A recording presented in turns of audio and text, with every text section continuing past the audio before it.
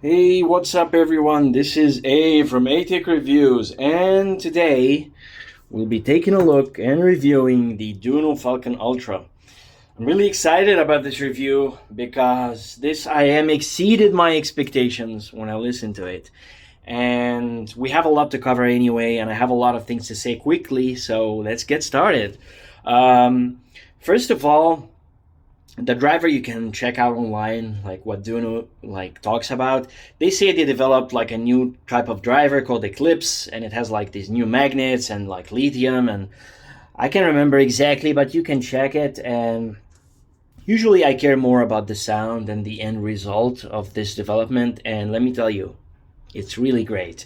So let's see what they give here. First of all, with the accessories, you get like this mesh bags that is actually separated in the middle. Like you can't, like the left doesn't go to the right. It's not a pass-through. And it's actually padded and very soft. And I think the reason for that is because it's made of metal. The earpieces are made of metal, and I think it's protective. It actually hit a part of my desk once and it made a loud sound. I understand why they provided that. Now, other than that, you get this very nice case, which is on the big side of things. It's like spacious. You can put a lot of things in it. And you have this mesh holder here for ear tips, for adapters, for like exchangeable nozzles and whatnot. The box itself is kind of impressive. It looks kind of futuristic with like silver and pinky and violet and bluish kind of like tinge into it. And then you get the cleaning brush, which is actually okay. It's helpful to remove kind of the earwax and so on. And you get this very nice 6.35 millimeter to 3.5 connector, which is actually very nice because this is kind of small. So when you put it into any portable or desktop amplifier, it kind of like sits almost flush, and it's like you don't notice it. I leave this on in many of my amps. You get, I will talk about this later specifically, you get the tuning nozzles. This is the brass nozzle, but it's gold plated, which is awesome. And this, it is like a screw in, so you will not lose it as it happened to me before with another IEM. It is screw in to this piece of metal, so you screw it in and it stays here. And the originals, or mine, came with the blue nozzles pre-installed, which is actually what I'm going to be talking about most of this review. I like them. Then you have the interchangeable 3.5 and 4.4. 2.5, it seems it died, and for good reason. It was not actually very sturdy. It broke with a lot of people. Then you get these rings, and I don't know where exactly they could be used. They could be used at the end here. I'm not sure exactly. I didn't check very much, to be honest, because there is also, when you remove the MMCX here, yeah, it is MMCX. when you remove the MMCX here, there is kind of also that blue and red color rings, so I'm not sure exactly where it fits. Anyway, you get this nice cloth. It's very soft. If I remember correctly, this is the exact one that came with the DUNU Glacier, so you can see the level of quality you kind of get here. Let's put these back here, and then you kind of get these ear tips. Let me start by this one. It's kind of the gray ones. It's a narrow bore, if I can see correctly, or middle. It's in the middle. I'm not sure exactly. And you get these candy tips. These are hard, more hard. These are way too soft, which is awesome. And again, not wide, maybe like middle bore, a middle-sized bore. This one specifically is also a mid-sized bore. These are more in the middle. They're not soft like the candy tips, and they're not hard. They're like the gray ones. They are average. So they provide, as you can see, the excellence of DUNU. They provide not only 3, they provide 4 ear tips, and not only with 3 sizes. The best ear tips, the SNS, come with, actually they come with 5. This came pre-installed, and you get 4 more. You gotta like X large, large, medium, X small. This is small, I think, and this is the small, and there's the X small. So 5 sizes, and you get 3 other ear tips, different types of silicone. Oh man, like, what else can I say? Like, how awesome is this company? Yeah, I'm speaking here. You might notice a slight bias, but I can't help it, man. Like, show me another company that does that at this price range. Like, things are getting more and more awesome. The cable, I got it all tangled here, but it's easy to remove. So you get your kind of cable, nice cable here. It has, like, as I say, good tangle if you leave it for a long time. It does have a bit of memory sometimes, especially around the thinner part here that leads to the ear hooks. And let me start by saying even the Velcro, like, the brand didn't forget to include that. Like, that's how awesome it is. Here they have what they call the Q-Lock light system, which in contrast to the Glacier and the SA6 and so on, where you kind of like have the Q-Lock system, which makes it very sturdy. This is still sturdy, but there is no like Q-Lock mechanism. You just push it like that, or pull it and push it at the same time. If you want to put it back on, it's actually very, very sturdy. So you just push it like that. If you want to take it off, you just push here on it to make sure you're holding it very, very sturdy way, and you just kind of pull like that. Again, this gives me the feeling that this cable or this connector is not removable because it is very sturdy, and I don't think it will ever come off. They are provided, both of them, at a right angle, as you can see, which is nice for DAPs, but it's actually okay with desktops. For desktops, I prefer they are looking like straight, but this is for the smaller amps if you have them, because of the volume knob and so on. You wanna, if you do it like that, or on the left side here I have on my amplifier the gain. So, but as I say, this was just enough. It's short, it doesn't interrupt anything, and the 3.5 is even shorter in that end, so it doesn't really affect anything, and it's awesome with DAPs and so on. Moving on, here we reach the earpieces themselves. They have a very strong shaped ear hook, and it has MMCX. Yep, it has MMCX. Obviously, DUNU says it's not the regular MMCX, it's more sturdy. Actually, I can attest to that. It doesn't even move when I move it left and right. You can see the ear hooks, they stay in shape even at an angle like that. You adjust them, they don't come off. See, you need to very strongly adjust them like that. The benefit of that is that it stays in your ear in a very nice way, and it doesn't move no matter how much you move or anything like that. You can see here it has a 3-vent system, 2 big vents here, and there is another one here, if you could see it. Obviously the color, I think this video will not do it justice. It is beyond awesome. It's beautiful color. It's lighter than it looks, and it looks amazing. Another thing you might have noticed is how the body is so small.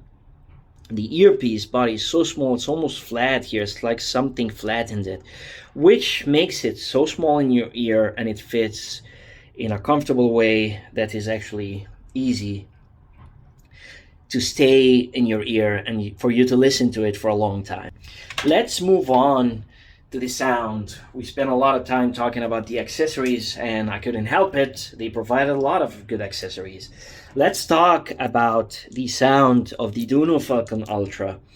So let's start with the sub bass and mid bass. Sub bass is okay, it's ample, it's the way I want to hear it from a good IEM with good bass. It is there. Now what's interesting here is the mid bass. And first I want you to know that this is not a neutral IEM. This is a colored IEM.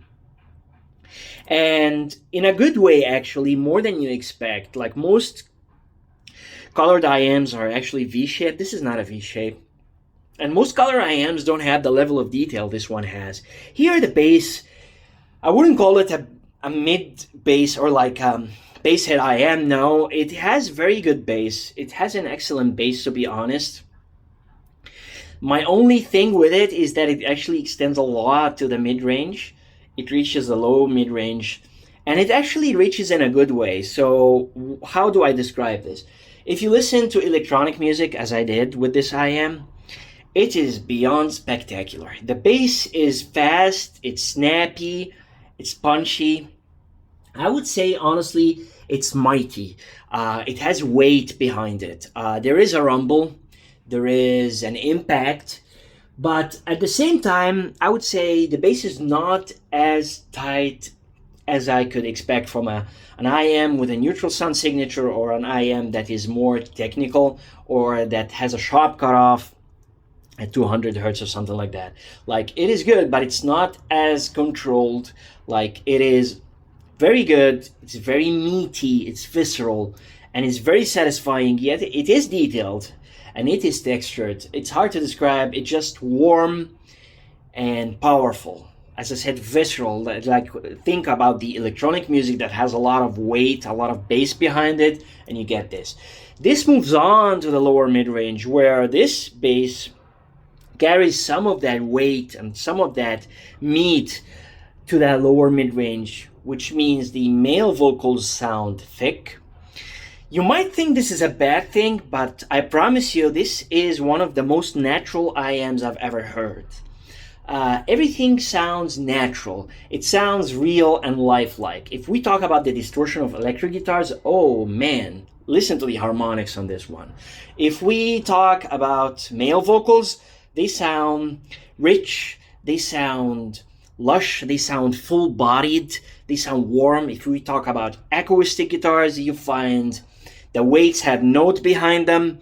The body of the guitar, you can hear the sound of the guitar and the hollow body of it. It has like nice reverbs.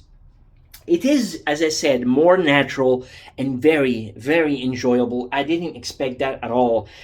You must also understand that all of that comes with a lot of detail. I was listening to Leonard Cohen, and the song that where he speaks about "In My Secret Life," and you can hear the background voices as clear as the main artist himself, and it's insane, like how DUNU did the level of detail and at the same time make it sound warm.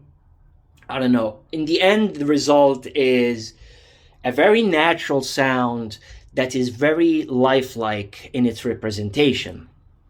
And the same thing goes to the upper mid-range, where it sounds, with the blue nozzle, at least it sounds very clear, very detailed. It sounds way forward, actually, but there is a bit warmth, like, which makes some of the female vocals sound, I will not say thick, but if there is any weight behind them in any notes, it comes through. If the instruments have any body, the notes are thick. So it kind of contrasts with the female artist, the way she's singing. It doesn't sound as thin, it sounds full. Like, the way I describe it is full-bodied, meaty, lush. That's how I would describe these vocals, but not smooth. Don't think that I say lush, it's smooth. No, it's very detailed at the same time. And the other thing is, it is very intimate. This IEM and these signatures and these frequencies, excuse me, are very intimate at the same time. If we move on to the treble, I think the treble, the lower and upper treble are okay. They are well extended, but not, it's not like airy or anything like that. With the blue nozzle, it gets kind of like in the middle, where it has enough air, it has enough detail, it has enough sparkle, I would say, just enough, but it's not opened up in the upper area. There is no brilliance that much when you reach the upper treble areas. You just hear the sounds and it's comfortable, which makes this a very comfortable IEM to listen to and very enjoyable. You can listen with volume, you can listen and watch movies, Netflix and whatever, and you would never get fatigue. I don't want you to think for 1 second that maybe because the way I describe it, it is a kind of laid back. Actually, it is the opposite. It has enough detail and enough resolution. It just doesn't hurt. It's not sharp, and it's just a warm bassy sound signature with an emphasis on the mid bass. The main emphasis here is on the mid bass, and a lot of it. Now the question comes here: what happens when you change the nozzle to the brass gold-plated nozzles. I measured them also, and I will tell you what I hear, to be completely honest. From my experience, the way I listen to it, I know we all have our preferences here. Let me be straight, like a lot of the vocals here, the upper mid-range specifically, is gone, and for my taste, my subjective taste, I didn't prefer that, especially since the treble is also reduced, especially the lower treble, the upper as well. But as I said, this is not a treble focused IEM. It doesn't have a lot of treble, so it has a balanced treble. That's how I would call it. So when you kind of decrease that, it kind of like becomes a bit slightly dark sounding. Not only that, like the vocals here became, at least in my experience, a bit to the back, a bit recessed. It became, they're not a recessed vocals, but they were more recessed. And it became a laid-back sound signature here. And I didn't enjoy that as much because the mid-bass focus became too much. It became covered, and the warmth starting to cover the vocals, and the vocals are not as clear, are not as forward, especially the upper mid-range. It made things seem way too warm, in my opinion. It's just not what I would like to hear for myself, even in a fun IEM that is tuned with a fun sound signature. I think the blue nozzles give the best effect. They balance the upper mid-range, that balances the mid-bass heavy emphasis in the sound signature, and it adds that bit of treble that gives you enough air, that gives you enough feeling that it's not a bassy IEM as much. There is still enough detail. Cymbals can come through. The drum kicks can balance with the cymbals, with the female artist vocal representation, and so on. This is how I would describe it. Soundstage is average. It is more intimate. The imaging is good.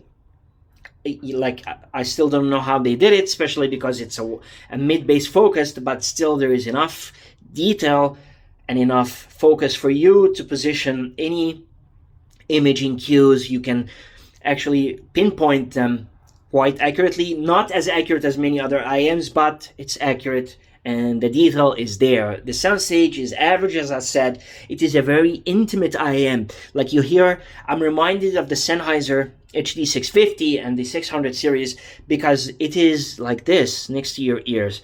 It is very good. The vocals, especially the male vocals, are wonderful and superb. Everything is close to your ear and everything is clear and it's not sharp. It sound wonderful all day long, no problem. Now I will do in 1 minute a quick comparison to another IEM. You might guess what it is. I will give you a hint. It looks blue. It has removable nozzles and it costs something close to the DUNU Falcon Ultra. Yep, it's none other than the Kato, the Moondrop Kato. Let me talk about the Kato here for a second. You can see here, I mean, the blue color, okay, that's the first hint. And then you get the nozzles that are removable at the price, and then you can see.